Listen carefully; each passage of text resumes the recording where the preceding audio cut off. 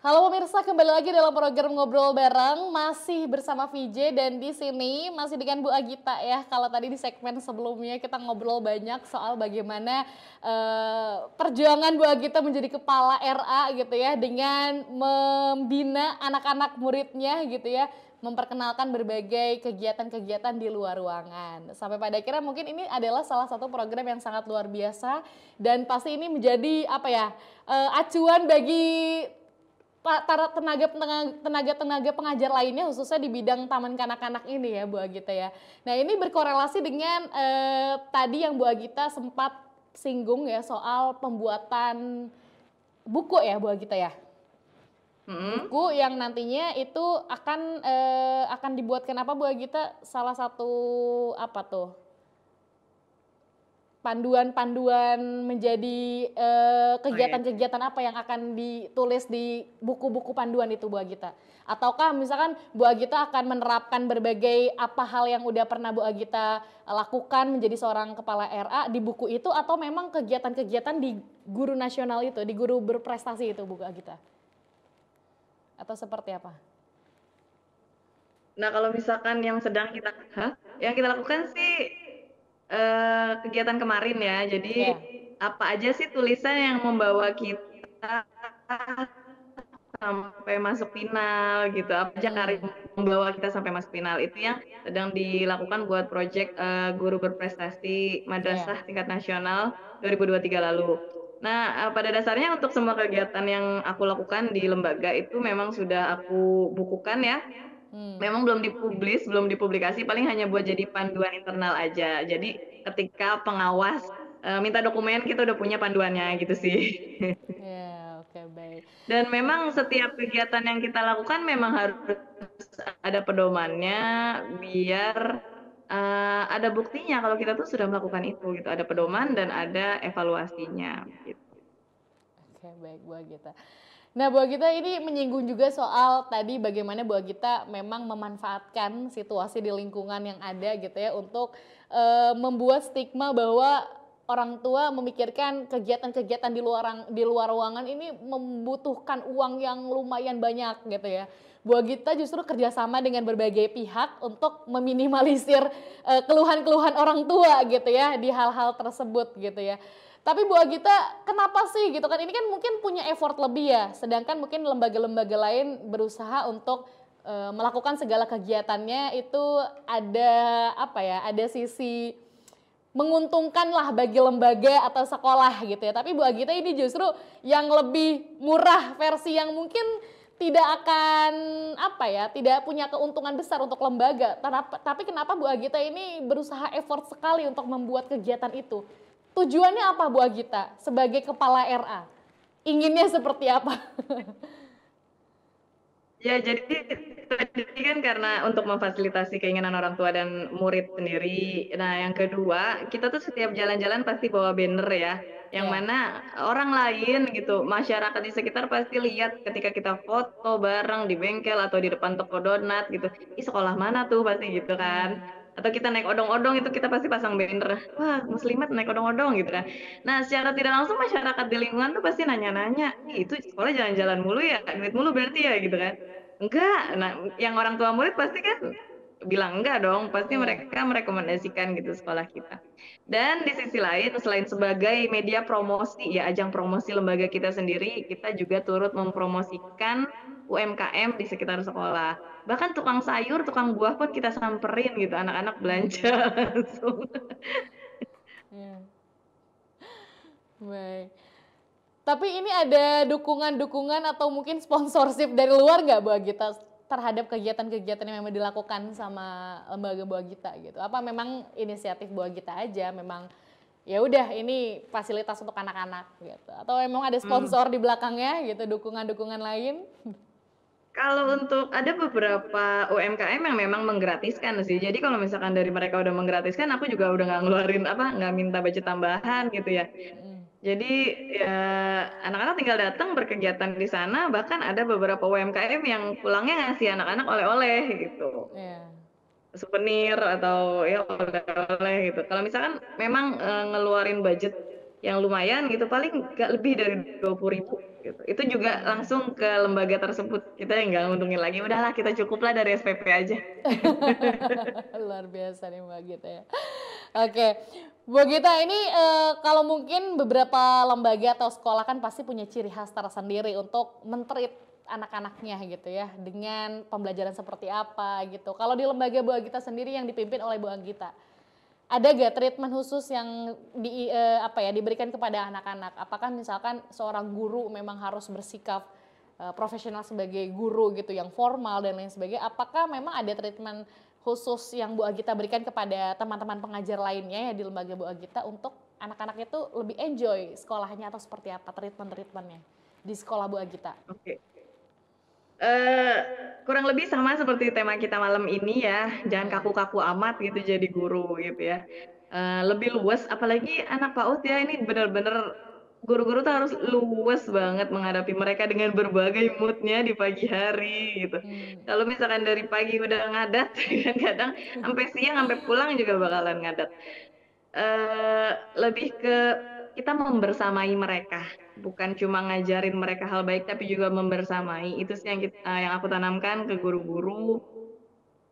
Jadi memang kita bareng-bareng gitu, belajar pun bareng-bareng karena guru juga masih terus belajar memahami murid-muridnya gitu. Menghadapi Kita berbagai karakter ya. bener. Terus juga tetap tegas, cuman ya nggak bisa galak, kalau anak-anak nggak bisa galak, marah juga nggak bisa gitu. Oke, baik. Bu Agita ini sebagai kepala RA gitu ya. Mungkin Bu Agita kalau kita lihat ya di usia mudanya saat ini Bener banget. menjadi seorang kepala RA gitu ya dengan mungkin banyak kerjasama dengan teman-teman pengajar lainnya gitu ya, bahkan ya berbagai stakeholder ya Bu Agita gandeng untuk membuat kenyamanan para anak-anak di lembaga Bu Agita ini gitu ya. Bu Agita gimana support keluarga Bu Agita sendiri gitu ya terkait dukungan support system di samping-samping Bu Agita gitu ya tentang profesi Bu Agita saat ini? Oke, jadi aku tuh kemarin mulai di PAUD memang dari usia 22 ya, baru nikah tuh 22, lulus S1 22. 4 tahun, tuh 4 tahun masih ngeraba-raba ini tuh harus gimana, ini tuh ngadepin pengawas gimana, ini bikin administrasi gimana, karena aku sastra murni kan, bukan bukan Iya. teaching gitu. Sampai pada akhirnya kata suami, ya udah kuliah lagi sok gitu. Jadi pas 2020 aku lanjutin kuliah S2, ngambil pendidikan, 2022 selesai. Nah, 2022 selesai aku ngambil lagi nih kuliah lagi PAUD. Tahun ini selesai. Jadi kemarin udah Wah, sidang, besok besok tanggal 29 Mei wisuda insya Allah di Semarang. wah, Masya Allah. Berarti ngambil apa ya? Ini ya, PG PAUD ya? PAUD. Iya betul PG PAUD. Kuliahnya cuma 2 tahun karena bisa konversi dari 2 kuliah sebelumnya. Berarti sarjana juga ya berarti ya? Atau memang ada ini lagi? Sarjana Sarjana juga, berarti ya? sarjana PAUD, SPD. Oh, berarti dulu kalau yang awal itu berarti yang tadi kesehatan? Sastra Inggris, kesehatan apa Oh, SMK? sastra Inggris. Iya, Oh, oke. Dari betul. sastra Inggris ke Lompat-lompat ya karirnya ya. makanya ya tadi agak bingung dari sastra Inggris ke tenaga kesehatan sekarang ke PG PAUD lagi gitu ya. Ini luar biasa sekali. Tapi ya, Nggak tahu ya bakal jadi apa, bener-bener nggak tahu, jadi ngikutin aja lah. tapi ini keren banget sih ya maksudnya tidak tapi mungkin agak linear ya dari sastra Inggris ke pengajar juga tapi dari kesehatan tadi ke tenaga pengajar memang lumayan agak Nah, itu dia, ternyata ya setelah aku telaah lagi, kenapa sih dulu jadi apa, kalau misalkan aku dulu bukan nakes, iya, mungkin aku akan jijik nyebokin anak orang, iya, beresin muntah segala iya, macam iya. itu kan ya. Tapi karena dulu pas jadi nakes itu udah biasa, itu makanan sehari-hari gitu kan, aku di lab, di laboratorium yang memang meriksa cairan kotoran manusia gitu. Jadi ketika berhadapan langsung dengan anak-anak, ah ini udah biasa, ya udah nggak ada jijik-jijiknya sama sekali, bener-bener. Ya itulah cara Allah Bener ya. ngajak kita ke situ. Ada Betul. korelasinya ya Bu Agita ya. Betul. Dan apalagi untuk pemenuhan kesehatan dan gizi anak itu relate banget. Jadi udah nggak kaget lagi nih Iya. sama hak-hak anak tersebut. Baik. Bu Agita, ke depannya ada nggak sih rencana-rencana yang akan dilakukan oleh Bu Agita gitu ya? Khususnya mungkin akan concern atau mungkin ke depannya akan berniat berbeda profesi gitu atau seperti apa, atau mau concern di profesi sebagai kepala RA atau seperti apa rencananya nih mungkin yang akan dilakukan Bu Agita? Rencana jangka panjang ya, rencana jangka panjang pastinya ya, karena udah tanggung, udah kepalang tanggung, udah terjun, udah basah di dunia pendidikan, pengen banget bisa lanjut sampai doktoral ya, syukur-syukur bisa sampai profesor gitu. Karena memang dunia anak itu memang berkembang juga, kebutuhan anak juga berkembang. Itu pengen banget sih bisa belajar lagi, kuliah lagi, entah di dalam negeri maupun di luar negeri. Semoga ada kesempatan menuju ke sana. Tapi sambil mempersiapkan jalan untuk ke sana, ya sambil ikut-ikut kompetisi, biar kan banyak tuh jalur-jalur prestasi ya. Iya. Jadi dikumpulin dulu prestasinya biar bisa lebih mantap nih buat S3 lagi gitu. Terus ke depannya ya pastinya meningkatkan kualitas sekolah ya. Karena kan basisnya sekarang tuh masih sekolah berbasis rumahan gitu. Belum belum yang sekolah gede banget, enggak, masih yang ada di dalam komplek ibaratnya seperti itu. Ya mudah-mudahan ada rezekinya buat mengembangkan sekolah. Amin, semoga dilancarkan ya Bu Agita. Amin. Bu Agita, terakhir nih Bu Agita, mungkin Amin. ini spesial masih awal-awal Mei gitu ya, spesial Hari Pendidikan Nasional. Ini Bu Agita mungkin banyak sekali anak-anak muda di luaran sana yang masih belum berkeinginan menjadi seorang guru karena dengan berbagai stigma guru yang mungkin hal-hal lain lah gitu ya, yang belum termotivasi menjadi seorang tenaga pengajar gitu ya. Nah Bu Agita boleh dong berikan motivasi kepada pemirsa BRTV di rumah yang akan nantinya menjadi seorang guru juga. Mungkin bisa berbagi pengalamannya sedikit Bu Agita dengan closing statement ini. Silahkan Bu Agita.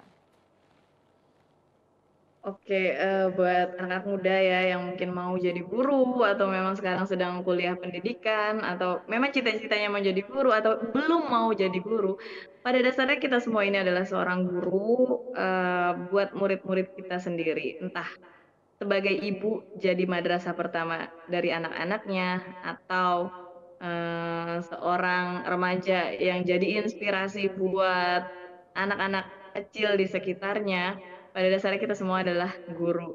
Dan yang perlu diingat menjadi seorang guru memang tempat dan derajatnya itu tinggi baik di dunia maupun di akhirat.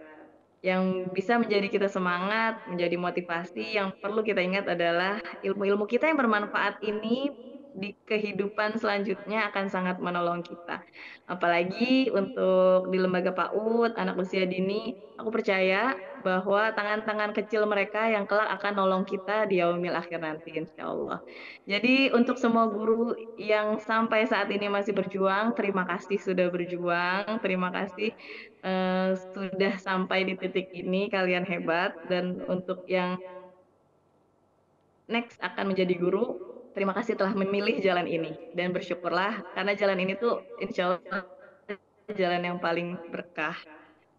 Amin, amin, Masya Allah.